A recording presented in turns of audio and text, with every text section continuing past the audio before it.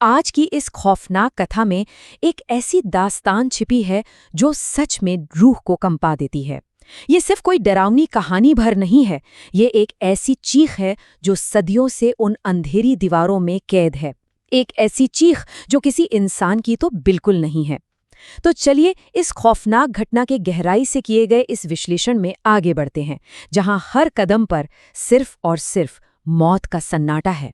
जरा इन शब्दों पर गौर कीजिए। उस रात चर्च की घंटियां अपने आप बज रही थीं और एक बंद कमरे के अंदर एक नन इंसानी आवाज में नहीं बल्कि कई मरी हुई आत्माओं की आवाज में रो रही थी।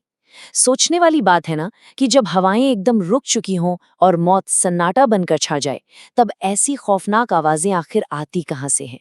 इसका जवाब सच में बहुत भयानक है।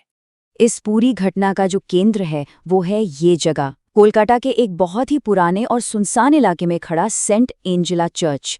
ये एक ऐसी जगह थी जहां दुनिया छोड़ चुकी लड़कियां नन बनने की ट्रेनिंग लेने आती थी।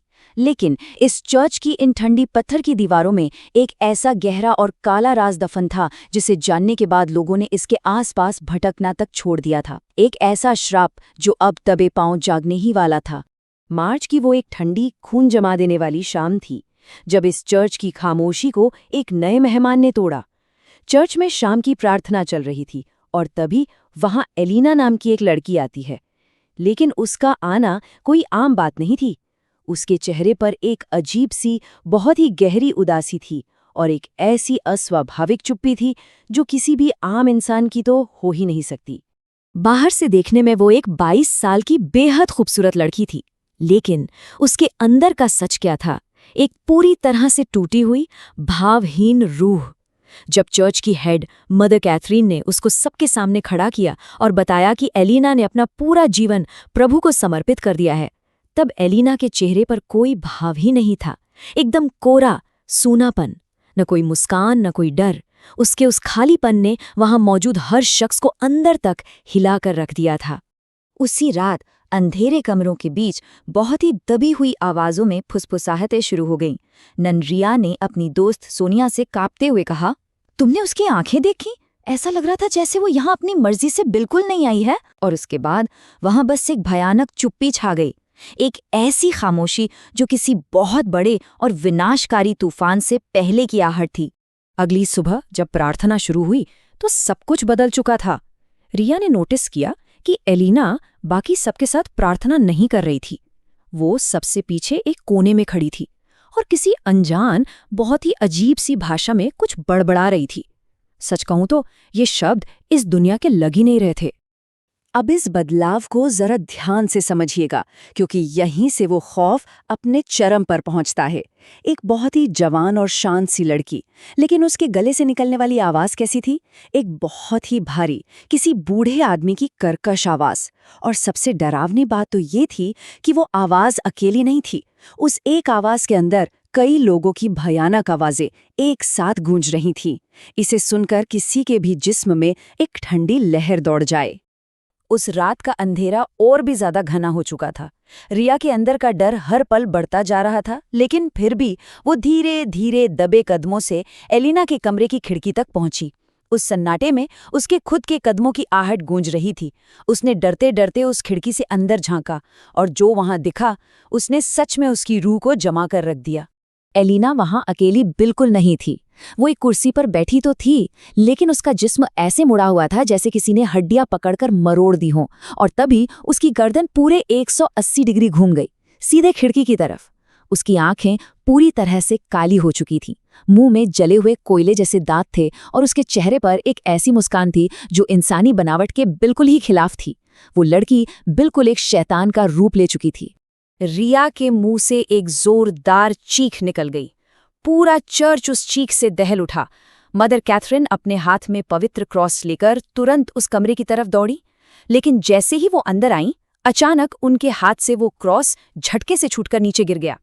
कमरे की सारी मोमबत्तियां एक ही पल में बुझ गईं और अगले ही सेकंड एलिना किसी खूंखार जानवर की तरह हवा में उछली और मदर कैथरीन के हाथ का मांस नोचने लगी। पूरा चर्च खौफ और चीखों से भर गया।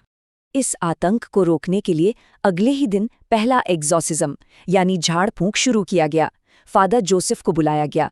पवित्र मंत्रों का जाप शुरू हुआ। एलिना बहुत बुरी तरह से चीख रही थी, अपने ही कान नोच रही थी, और जैसे ही फादर जोसेफ ने उस पर पवित्र जल छिड़का, उसकी चमड़ी सचमुच जलने लगी। वहां मौजूद हर इंसान अब ये अच्छी तरह समझ चुका था कि ये कोई दिमागी बीमारी नहीं है, ये एक बेहद ताकतवर और खौफनाक शैतानी शक्ति है जो एलिना पर पूरी तरह हावी हो चुकी थी। लेकिन यहाँ एक बहुत बड़ा सवाल उठता है, एक ऐसा सवाल जो इस खौफनाक कथा को एक बेहद दर्दनाक और रुला देने वाले सच की तरफ मोड़ देता है। एलेना के अंदर आखिर कौन सी आत्मा थी? वो शैतान था कौन जो उससे ये सब करवा रहा था? इसका जवाब सच में कलेजा चीर देने वाला है। अगर हम पिछले घटनाक्रम की पड़ताल करें तो एक बहुत ही दर्दनाक सच सामने आता है। 1 साल पहले एलिना इसी चर्च में गाना गाने आती थी। वहीं उसकी मुलाकात हुई थी यंग फादर डैनियल से। दोनों में प्यार हुआ, लेकिन एक फादर कभी शादी नहीं कर सकता। जब एलिना प्रेग्नेंट हुई तो डैनियल डर गया, अपनी इज्जत खोने का डर। और फिर एक भयानक तूफानी रात को धोखे से दवाइयां देकर एलिना की डिलीवरी करवाई गई। वो बच्चा जिंदा पैदा हुआ था। लेकिन उस रात जो हुआ वो इंसानियत के नाम पर सबसे बड़ा कलंक था। एक ऐसी भूल जिसे कोई भगवान कभी माफ नहीं कर सकता। फादर डैनियल और मदर कैथरीन ने मिलकर उस मासूम नए जन्मे बच्चे को चर्च के पीछे जिंदा दफना दिया। जी हाँ, सिर्फ अपनी झूठी इज्जत बचाने के लिए एक जिंदा बच्चे को मिट्टी के हवाले कर दिया गया। जब एलेना को ये खौफनाक सच पता चला तो उसका दिमाग सुन्न हो गया। वो हर रात कब्रिस्तान जाकर उस मिट्टी को अपने हाथों से खोदती, अपने बच्चे को पुकारती, रोती और तड़पती। उसके इस असहनीय दुख ने कब्रिस्तान में भटकती सबसे काली और बदला लेने वाली रूह को अपनी तरफ खींच लिया। और वो रूह कोई और नहीं, उसके अपने ही मारे गए बच्ची की आत्मा थी, जिसने अब एलिना के शरीर को अपना हथियार बना लिया था। अब ये कहानी उस आखिरी मोड़ पर पहुंच चुकी थी जहां मौत अपना सबसे भयानक खेल खेलने वाली थी। वो शुक्रवार की रात थी। चर्च में आखिरी एग्जॉर्सिज्म शुरू हुआ। एलिना को एक कुर्सी से बहुत ही मजबूती से बांध दिया गया। चारों तरफ क्रॉस और टिमटिमाती हुई मोमबत्तियां थीं। फादर लगातार मंत्र पढ़ रहे थे। पूरे चर्च का माहौल इतना बोझिल हो चुका था कि वहां सांस लेना भी मुश्किल हो रहा था।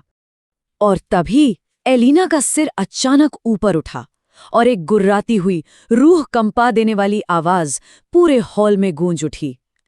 एक मां से उसका बच्चा छीना है, अब एक बाप भी जिंदा नहीं बचेगा। ये उस शैतानी आत्मा का आखिरी फरमान था।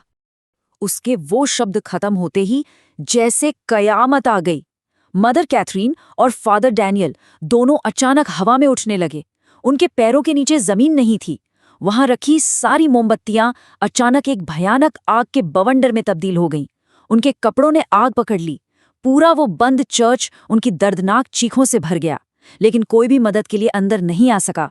और देखते ही देखते महज कुछ ही सेकंड्स में दोनों जलकर राख हो गए। बदला पूरा हो चुका था। कुछ देर बाद वो आग शांत हुई। एलिना बेहोश होकर नीचे गिर पड़ी। कुछ दिनों के बाद एलिना की जान तो बच गई, लेकिन इस भयानक और दर्दनाक घटना के बाद उस मनहूस चर्च को हमेशा हमेशा के लिए ताले में बंद कर दिया गया। उसके दरवाजे सील कर दिए गए ताकि वहां का वो खौफनाक अंधेरा कभी बाहर ना आ सके। इस पूरी कथा का सबसे बड़ा सच इसी एक निष्कर्ष में छिपा है: दबे हुए पापों का श्राप, वो अपराध जिन्हें छिपा लिया जाता है और वो गुनाह जिन्हें जमीन में दफन कर दिया जाता है, वो कभी मरते नहीं हैं।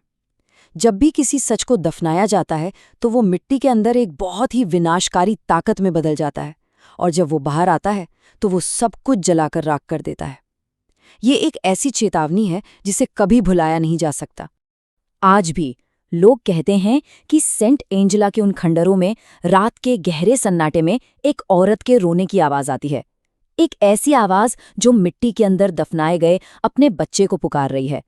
एक ऐसी चीख जो वक्त की दीवारों में आज भी गूंज रही है। और अब इस विश्लेषण को यहीं रोकते हुए एक आखिरी सवाल जो किसी की भी नींद उड़ा सकता है। सोचिए, अगर किसी रात सेंट एंजेला के उन अंधेरे खंडहरों से आती हुई कोई रोती हुई आवाज सुनाई दे और कोई उस आवाज के पीछे पीछे चला जाए, तो क्या वो शख्स कभी लौटकर वापस आएगा?